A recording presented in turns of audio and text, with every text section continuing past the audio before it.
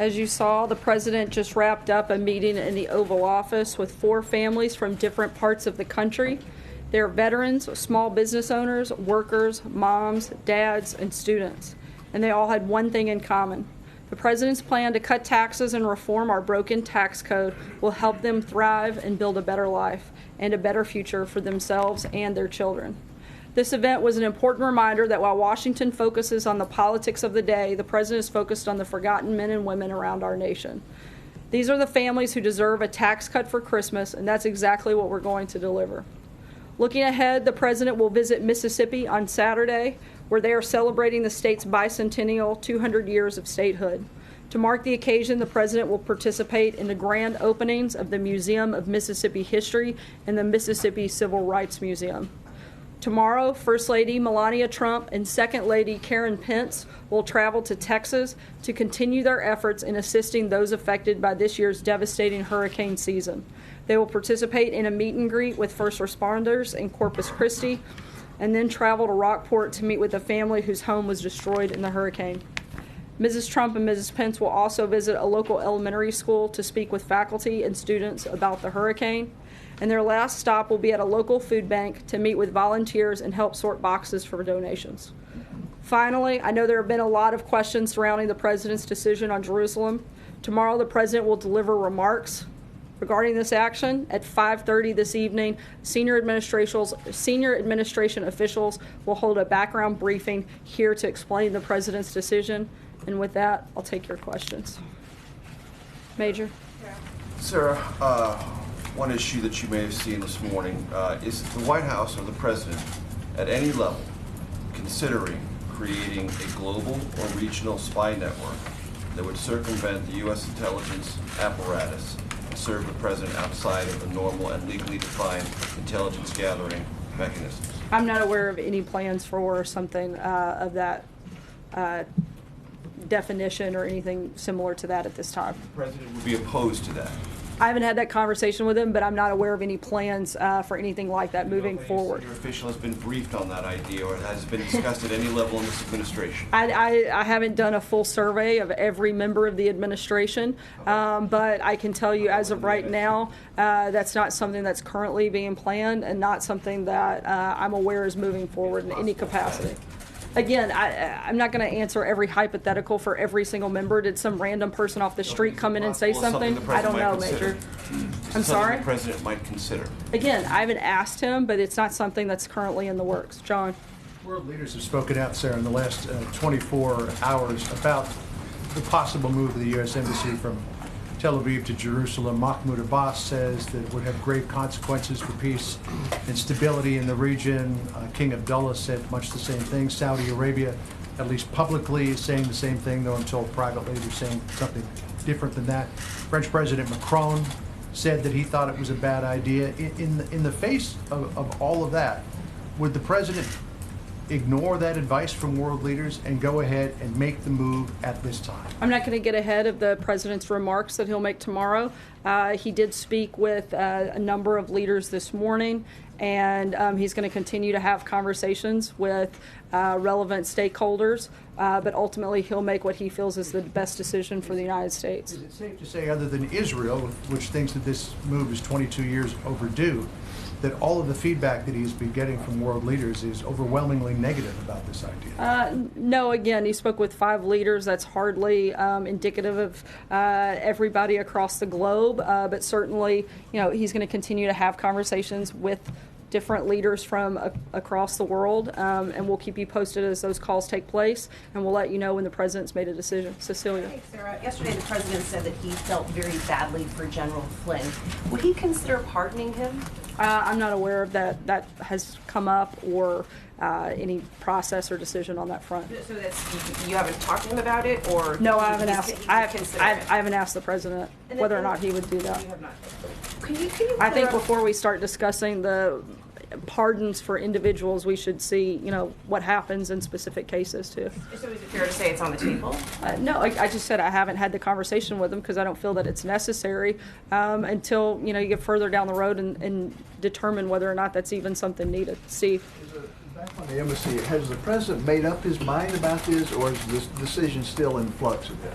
The president, I would say, is pretty solid in his thinking at this point. Sarah? April. Sarah, a couple of questions. One, there are comments from people from the NAACP, from black ministers, who are planning on protesting and boycotting this weekend for the president's visit to the Civil Rights Museum. What say you? I think that would be honestly very sad. I think this is something that should bring the country together to celebrate the opening of this museum and highlighting civil rights movement and the progress that we've made. And I would hope that those individuals would join in that celebration instead of protesting it. However, they have every right to protest it. Jordan? It's an insult that he's coming as we've had issues of Charlottesville, the back and forth. The president couldn't get his statement straight on Charlottesville. I think he got his statement very clear when he condemned all forms of racism, bigotry, and violence. There's no gray area there, and I think he made it very clear what his position is. Jordan. Thanks, Sarah. Did the president know that Michael Flynn lied to the FBI at the time that he fired him in February?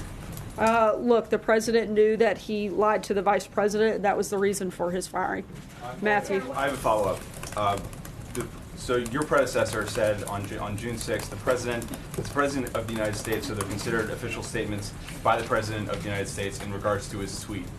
In regards to his tweets, does that standard still apply to the president's tweets? It does, and I know that you're probably referencing the tweet that was written by the president's attorney, and he's since clarified that, and I would refer you back to the attorney's clarification on that. Matthew. Thanks, Sarah. The White House originally said that if the accusations against Roy Moore were true, then Moore should step aside. I'm wondering how the president reached the conclusion that all of Moore's accusers, including those who have put forward evidence, are lying. Didn't say they were lying. The president's position hasn't changed, still finds those concerning. But as we've also said, the president feels that he would rather have a person that supports his agenda versus somebody who opposes his agenda every step of the way. And until the rest of that process plays out, you have a choice between two individuals, and the president's chosen to support Moore. Even if that person who would support his agenda has done what Roy Moore's accusers have said he's done? Again, we've said that the allegations are concerning, and if true, he should step aside, but we don't have a way to validate that, and that's something for the people of Alabama to decide, which we've also said, and we maintain that, and ultimately it will come down to the people of Alabama to make that decision. David? Yeah, Sarah, can you tell me a little bit about the process and timing as how the president got to the potential Jerusalem announcement tomorrow? Can you have somewhat of a backstory on that to the degree that you can at this point? I can tell you that it was a very thoughtful interagency process. In terms of specifics, that's something that will be addressed in greater detail later this evening at the background briefing, and then further by the president in his remarks tomorrow. Just a quick follow-up, and evangelicals' role in this, how crucial has that been in terms of the Faith Advisory Council? Look, the president wanted to make the decision that was the best decision for the United States, and I'm not going to get ahead of anything beyond the events later today and tomorrow. John? Thanks a lot, sir. I have a question for you about the special counsel's office. Does the president believe that special counsel Robert Mueller or anybody on his staff is biased in any way against the president? I think we've seen some reports that certainly cause a great deal of concern, and we hope that those are fully looked at and investigated. Blake? Just a follow-up for you, if I may, Sarah. I think it was about 5 or 6 weeks ago that you indicated from that podium on a few occasions that you believed, the White House believes, that Mr. Mueller's investigation will be wrapping up shortly. Since that time, we've seen that a very high-level aide to the president, former aide to the president, the former national security advisor, has entered a plea deal with the special counsel's office. Do you still believe that this investigation is wrapping up soon? We do, and I'd refer you to the comments that were made by Ty Cobb, where he indicated as such over the last few days. Blake? Sarah, thank you. Let me ask you 2 questions on so-called red lines. If Robert Mueller ends up looking into the president's finances, or if he has already looked into the president's finances, does this White House believe that is a red line, and if so, why? Look, I think it's important to note And hopefully you guys have seen the statement that Jay Sekulow, a member of the president's legal team, has put out within the last hour, that they confirmed that the news reports that the special counsel had subpoenaed financial records relating to the president are completely false. No subpoena has been issued or received. We've confirmed this with the bank and other sources. I think that this is another example of the media going too far too fast, and we don't see it going in that direction. Let me ask you the second red line. This White House has consistently said there are 2 red lines on tax reform, middle class relief, and then a 20% corporate rate. But the president over the weekend seemed to suggest that he would be amenable for a corporate rate up to 22%. Why would he be willing to step over his own red line on that issue? Look, the president said I guess maybe a couple of hours ago that we're firm and we feel strongly about the 20%, and we're very excited about the progress we've made on that front, and think that we'll get there on both sides in the House and the Senate. Mike. Sarah. So two quick things. One, does the president believe, as the lawyer from the Solicitor General's office said at the court today, that a baker could put a sign in his window saying, "We don't bake cakes for gay weddings," and that would be legal? I'm sorry, could you say the first part of that question again? My cough kind of drowned you out. So the Solicitor General, the lawyer from the Solicitor General's office for the administration, said today in court, in the Supreme Court, that it would be legal, it would be possible for a baker to put a sign in his window saying, quote, "We don't bake cakes for gay weddings." Does the president agree that that would be okay? The president certainly supports religious liberty, and that's something that he talked about during the campaign, has since upheld since taking office. And that would I believe that would include that. Okay. And one other question just on Russia, but not one that you would expect. What does the president think of the decision to ban Russian athletes from the Olympics in 2018? I haven't had the ability to speak with him directly about that decision since it was made here earlier today, but I'll certainly be happy to talk to him and follow up with you on that. Catherine. Sarah, House Republican leaders had to push back a vote in a short-term budget bill this week to avert a shutdown. Does the White House think that a shutdown is a possibility? It's always a possibility, but it's certainly not what we hope for. And we have both Nancy Pelosi and Chuck Schumer coming later this week, and the president hopes to be able to have conversations with them to make sure that doesn't happen. Hallie? Then the president doesn't think that it would be politically advantageous? Look, I said that that's not what we would like to see happen, and we're going to have meetings and try to make sure that it doesn't. Hallie? Two quick ones for you. And just a statement of fact, when did the president know that Mike Flynn lied to the FBI? As I said earlier, I referred you back to John Dowd's clarification, and I'm asking for a date. When did he find out? Was it when the announcement was made Friday? Was it prior to that? Again, I'm not aware of those specifics, but I would refer you to John Dowd for that specific question. I would actually refer you to John Dowd on that specific question, since it's a legal matter I'm not allowed to weigh into. No problem. The point to you, you have weighed in on other special counsel matters before, and it's just a statement of fact of when, during the administration, what day the president discovered this lie issue. And I'm telling you as a statement of fact that you should contact John Dowd. Doesn't seem that hard. Right, Stephen. Questions on Roy Moore. Sarah, you said just a minute ago that the president would want somebody in the Senate who supports his agenda versus one who does not. Excuse me, and I just want to clarify here then, is it the White House's position then, sort of formally here, that it is worse to have a Democrat in that Senate seat than somebody who is accused of sexually abusing a teen girl? Look, as I said, we find the allegations to be troubling. And why did the president endorse? Look, I think that those are different things in terms of we aren't going to be the ones to determine that process. That's for the people of Alabama to determine what those things come down on. He does want people that support his agenda. He's not going to obviously support a Democrat. And I think if that's our standard, then we need to look at a number of members of Congress that have had allegations brought against them that are still in office. Stephen. Thanks, Sarah. I do want to nail something down with respect to John Dowd and what he's been telling us in the last couple of days. He's argued that the president cannot be charged with obstruction of justice because he is the chief law enforcement officer in the country. That's his opinion. Does the White House share that opinion? Has the White House counsel's office looked into this question? Does it share that perspective? Look, I'm not going to get into a back and forth on legal theories, but I can tell you, as the president has said, there's no collusion, there's no obstruction, and that we're confident that the facts will show that when this is wrapped up. What do you Jim? think of the whole notion of obstruction of justice, though? I mean, it's been discussed in the last couple of days. A lot of people have been talking about it. What do you think about it? I'm not an attorney, and as far as I know, only John Decker in the room is. And so, if you want to ask him legal questions, you certainly can. I don't know if he'll answer them, but that's as far as I'm going to go on that. Jim? I'm not an attorney either. Let me ask you about... I know, that's why I didn't call you out. Thank you, I appreciate that. This decision on Jerusalem, is the president concerned that there could be violence as a result of recognizing Jerusalem as the capital of Israel? Has that been looked at by this White House? A number of things have been looked at that have been weighed into the president's decision, but as I said a few minutes ago, I'm not going to get ahead of his remarks, and we'll be certainly happy to address those at a later time. On Roy Moore, just very quickly, the folks got a couple of questions.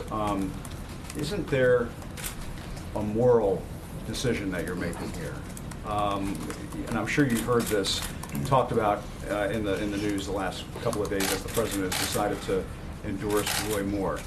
This is somebody who has been accused of child abuse, of molesting children. How can that vote in the Senate be that important that you would take a gamble on somebody who has been accused of molesting kids? I think that's of something, harming as I've somebody said, who's underage. As I've said, that's something for the people of Alabama to decide, and that's up for them. That in any way, has he wrestled with that question? As I said, we find the allegations very troubling, and again, this is up to the people of Alabama to make that decision. I'm not a voter in Alabama and can't make that decision. Brian. Sarah, thank you. The president said that the tax plan will hurt him individually. Will the president release his taxes to prove that? I'm not aware of any plan to do that, but if it changes, I'll certainly let you know. I mean, he can release it even if it's under audit. He can release his tax returns. As he said, as long as it's under audit, he's not going to do that, and I'm not aware of any plans to change that policy at this time. John? Yeah, thank you, Sarah.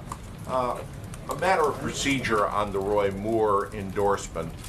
Did the president have any conversations with Chairman McDaniel of the RNC after he made his position known, or did he talk to State Chairman Latham in Alabama or any of the players involved in the Republican National Committee before they decided to get back in the race and support Roy Moore? I know there have been conversations between administration officials and the RNC and supported that move, but legally I can't, because of the Hatch Act, go much further beyond that. You can't say who the officials are. I know that there were multiple conversations. I'm not aware if the president spoke specifically with the chairwoman. I'd have to check on that and let you know. But I do know the administration supported the RNC's decision.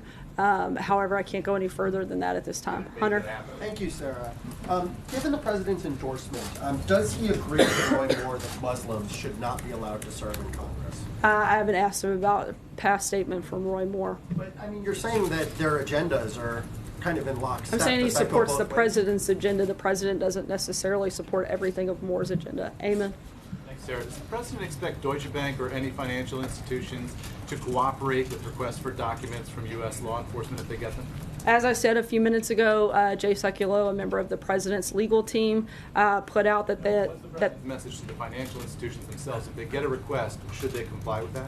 Look, I'm not going to get into hypothetical situations and try to determine and project everything that could happen. We know that it hasn't happened up until this point, and that the reports out were totally false. And again, the media got ahead of their skis a little bit on pushing and driving that story that wasn't true. Brian? Just to follow up on one more a bit, are you saying that you're saying let the people decide, but this administration has endorsed Roy Moore? Why endorse him if you want the people to decide? You're influencing the decision by endorsing him. And secondly, are you saying that no matter who runs as a member of the GOP, it's okay as long as you are in lockstep with the president and vote the way he wants? Once again, I'm not going to get into every person that could or couldn't run for office down the line. Hold on, I'm going to finish answering the question if you'll allow me to.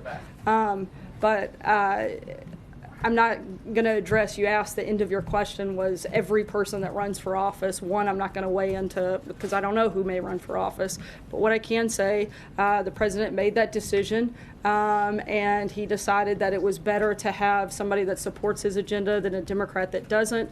Again, it's still up to the people of Alabama to decide. They're ultimately the only ones that can vote in that election. We'll see what happens. Last question, Dave. Thanks, Sarah. The administration reported today that illegal border crossings have dropped to a 45-year low. Does that lessen the urgency as we're getting down to spending decisions here about whether to go forward with building the wall in this budget? I think it shows probably the effectiveness of the Trump presidency, and another success story as we wrap up the year, and certainly something that could be looked at. But I think the need for the border wall and border security, as well as responsible immigration reform, still stands, and we still need to look at all the ways that we can protect our national security, and we still feel strongly that that's one of them. Thanks so much, guys. The briefing guys are going to be embargoed.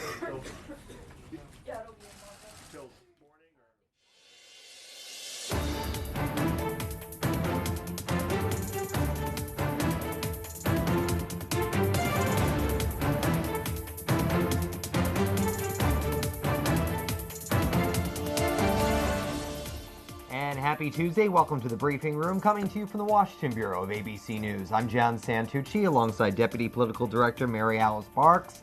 How is it only Tuesday? We've had so many things going on this week already, and a long week last week, and it's the end of the year, and it's just kind of going and going and going, and it doesn't seem to be over yet. That's right, but that is the pace of news. Aren't you used to it by now? No, not really. Not there at all. I do want to dive right in here because we do have another thing happening before the end of the year, a special election. Down in Alabama, Roy Moore, Doug Jones, the battle keeps going. A lot of questions in the briefing room today for Sarah because the president actually now totally reversed course, came out, endorsed him. He sent the RNC in to do fundraising for them on the ground. They're going to be there. This is a complete 180 and really stunning also because you had so many members of Congress saying this guy wouldn't be allowed in the front door. Right. You had Republican senators basically saying if he was elected or were to be elected, then they should basically work to expel him as soon as he arrived. They've now totally walked back that language. And man, there were parts of that briefing that were flat out hard to watch. I mean, Sarah Sanders really struggling with this painful rhetorical gymnastics, trying to explain how in the world the White House can both say that if the accusations against Roy Moore are true, he should step aside, but not call the women liars when they're now endorsing him. Because how can you have it both ways? You either believe the women or you don't. And if you're saying that you endorse them, essentially you're calling them liars. And they are struggling to come out looking good in this because there's just continues to be backlash against this endorsement. And you saw also on Sunday with George, the leader of the Senate, Mitch McConnell, actually walking back what he said, right? The fact that the Senate would expel this guy, Roy Moore, if he ends up winning down there. But now saying that we need him in here. I mean, it's a complete 180 when we're seeing so many more people come forward as part of this Me Too campaign. And the fact that they would flip on this, it really is quite stunning and completely politically motivated, Mary Alice. Oh, absolutely. I mean, you saw she made mention there of other charges, other allegations against other politicians. And I think that's where this sort of why it came down to this, because she understood, her and her team and the president understood that now there were so many allegations against so many politicians that it was a lot of noise, and that provided some political cover to back this guy. And overnight, we saw the RNC came out actually reversing course. They're now going to be sending money and support down to help Roy Moore. Let's go up to Capitol Hill, where ABC's Ali Rogan has been getting a little bit of the mood of what the reaction is up there. Ali, a lot of senators that you and the team were talking to over the last couple of weeks, very clear that they did not want to see Roy Moore become a member of the United States Senate. What happens now? Yeah, it's a great question, John. There seems to have been something going on. We don't know yet whether it was a conference-wide meeting or a conference call with the president or something, but the message has changed up here on Capitol Hill. As you mentioned, as late as last week, senators were saying that they would not want to serve with Roy Moore, that he should drop out. And if he doesn't drop out, he should immediately begin the process of getting expelled, potentially, in a process led by the Senate Ethics Committee. Now, folks, they're not doing a complete 180 on that. They're still maintaining that position, but they're emphasizing the fact that they're not Alabama voters and therefore they don't have a vote in this, and that it's up to the people of Alabama to decide, and that they hope the people of Alabama do the right thing. So it's not a complete disavowal of their previous positions. They still say they don't want Roy Moore, but they're saying now, well, it's not really up to us. We hope the people of Alabama do the right thing. And let's go over to the White House, where ABC's Jordan Phelps was just watching that briefing with us. And Jordan, we were talking about the president made that news right before the Thanksgiving holiday. He stopped. He was questioned by reporters. Finally jumped into this, making a comment about Roy Moore, saying this was 40 years ago. Now we've seen this quick escalation of the president endorsing him on Twitter, the RNC throwing money, but Sarah Sanders, as Mary Alice pointed out, having a very tough time not only dealing with these accusations by the female accusers of the judge, but also some of the past statements he has made. Yeah, and Sarah Sanders is in a tough spot here, right? I mean, she has to, support the president's agenda, but she has to be, more cautious than the president. We're used to seeing the president, make these sort of outrageous comments. Sarah Sanders is up there speaking from the White House podium and has to be more cautious. But she's saying the president doesn't necessarily support every opinion of Roy Moore, but he is endorsing him here and making a calculated political decision to back him. And, I do want to stick on this topic, but switching gears a little bit here. We did see the first member of Congress, he says retire, let's call it what it is, resign today. John Conyers from Michigan actually stepping down, one of the longest serving members of the House, the first to actually step aside because of these allegations. We know we've seen several other members of the House. Of course, you have Al Franken over in the Senate. But, let's just go through this here with the group here for a second. I mean, this actually does show that the Me Too movement is having progress here. We haven't seen anybody getting out of Capitol Hill, Mary Alice, until today. Right, but I think it's important to remember that each one of these cases is really different. Conyers is 88 years old. There's a lot of questions about whether he was going to run again regardless. And there were also very specific settlements and lawsuits dealing with his case, which made it just really hard for him to explain away any actions. People were outraged to learn that money had been paid in this instance, and that was part of what made his case so serious. That's very different than some of the other stories, some of the other allegations and accusations that other members are facing. And that fund, Allie, that Mary Alice just mentioned, I mean, this is the fund that had multiple millions of dollars in it, were paid out to congressional aides for the last several years. We know that ABC's Justin Fischel reported last week that one of the largest payouts was just under $100,000. I mean, what does this tell us right now about where this movement is going on Capitol Hill in light of Conyers today? Well, first of all, I do want to point out that I believe John Conyers' settlement was paid out of his own pocket, not out of that so-called slush fund. But you're absolutely right. This is a taxpayer-funded settlement opportunity for members of Congress who want to settle outside of the court process or the investigation process. While Congressman Conyers became the first guy to actually step aside today, there are still a lot of other members of Congress who have come under scrutiny, among them a Nevada freshman who was sort of handpicked by Harry Reid. His first name's Rubin, and I'm going to butcher his last name if I try to say it, so I'm not even going to bother. But there is a growing call on among Democrats for his head. And so the big question, I think, here is that you're going to see a lot of subjective sort of ways to deal with this. There is no standard, and there probably shouldn't be one particular standard, but what you've heard, the conversation in recent days has been about, what degree did Senator or Congressman X do something bad? And that conversation could get a little icky, basically, but that's a conversation that needs to happen. Allie Rogan on Capitol Hill, thank you as always. We appreciate it. If you're just joining us, this is the Briefing Room on ABC. I'm John Santucci alongside Mary Alice Parks, our Deputy Political Director. And the other piece of news that everyone is focusing in, what did Michael Flynn know?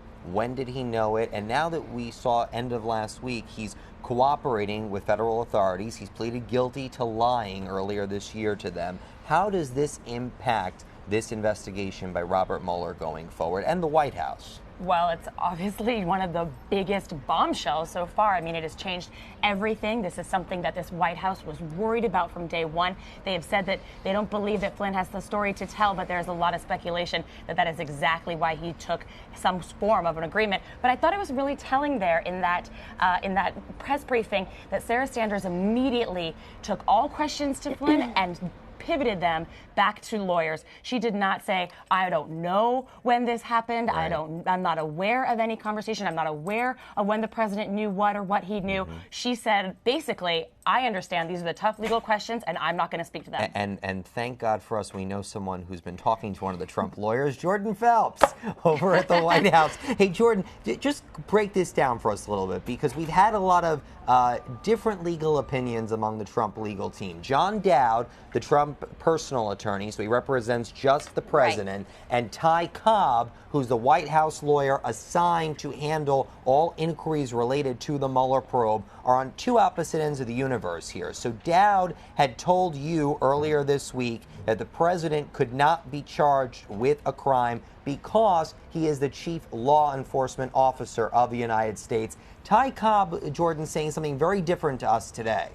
Yeah, that's right. I have Ty Cobb's statement here. He says there is no strategy of which I am aware to rely boldly on the proclamation that obstruction is always impossible with regard to the president. So Ty Cobb there directly contradicting what we had heard from John Dowd earlier over the weekend. Now, Dowd does not want to get into a back and forth, but he does stand beside his initial statement there. You know, this is a fascinating argument because it evokes memories of Nixon, who argued that if the president does it, it's not illegal. But of course, we're not really sure what the strategy is at this point, because Ty Cobb, the main lawyer here at the White House on this issue, saying that's really not the strategy. So if it is, it's an interesting one. It's a unique one. It's been shot down by a lot of legal experts already, John. Yeah, and it is pretty odd, Jordan. I know, I've spoken to members of the legal team. I know you have as well. I think we can both agree it's pretty odd to see lawyers among that team disagreeing with each other publicly.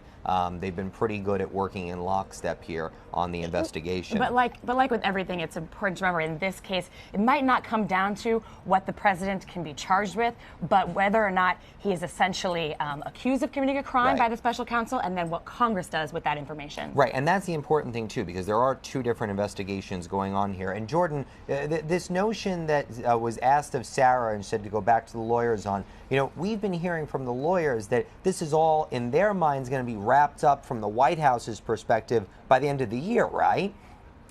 Yeah, I mean, the White House and the lawyers keep expressing confidence that this is going to be wrapped up soon, but Robert Mueller is not operating under any deadline here, and there is no indication that this is wrapping up anytime soon. The only thing that the legal team can make a case for is that it does seem that Mueller's team is wrapping up their initial interviews, at least, of the inner circle around Trump. So in that sense, they might be moving to the next phase, but certainly not the end. If it were the end, we wouldn't have seen the guilty plea with Michael Flynn on Friday. Certainly more to come in this investigation. And definitely going to go on to 2018 as this year comes to an end. Last topic for us today, which Sarah kind of touched on but didn't really want to go into because of what we're expecting possibly tomorrow, is news from the president about the United States Embassy in Israel. It's been in Tel Aviv, Mary Alice.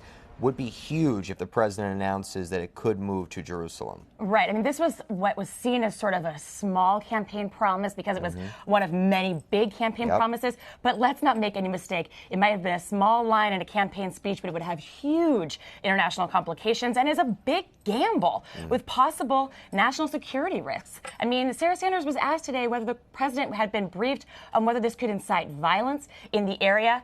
And I think that experts and national security advisors are really wondering how this fits into a larger plan for that area. And we should make clear that it's unclear yet exactly what the White House is going to do. We're expecting what an kind announcement of timeline tomorrow. We're going to figure all that out tomorrow. But Jordan, back to you on this real quick.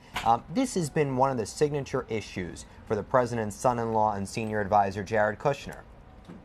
That's right, John. And you have to wonder, would they do something that they thought was going to undermine those bigger negotiations that Jared is leading to try to make a bigger peace deal here? So clearly, it might seem like to some that this could be a step back, that this could be counterproductive to a bigger peace deal. But clearly the Trump team, in their calculation, if in fact this is what they're going to do, thinks that this will actually help their peace efforts. At least that's what you have to deduce from them presumably taking this action. We will wait and see. Tomorrow's going to be a busy day, kind of like every day this week. Why would it be any different? Jordan Phelps of the White House, thank you. For all of us at ABC, thanks for joining us on the briefing room. For Mary Alice Parks and Ali Rogan, I'm John Santucci. For all the latest from ABC, you can download the ABC News app or go online to abcnews.com. Next time there's a briefing, we'll be back. For now, have a great day.